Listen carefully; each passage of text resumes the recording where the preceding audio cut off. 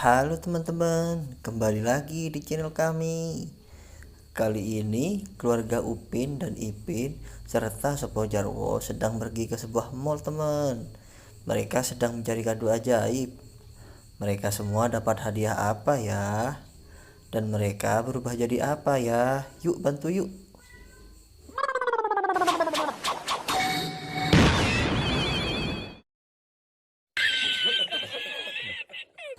Hehe, Upin berubah jadi boneka beruang teman.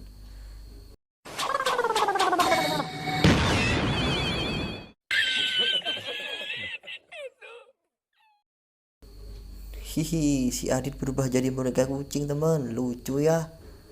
Sekarang kita lihat si Ipin yuk.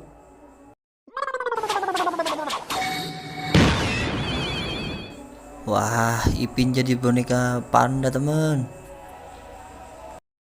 Gemes sekali.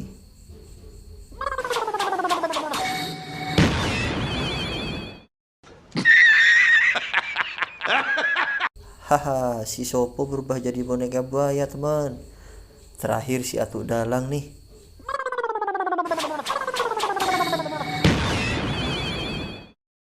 Wah, Atuk Dalang menjadi boneka macan teman. Menakutkan sekali ya. Baiklah teman, mereka semua sudah mendapatkan kado ajaib. Terima kasih ya sudah membantunya. Jangan lupa subscribe dan like channel ini. Terima kasih.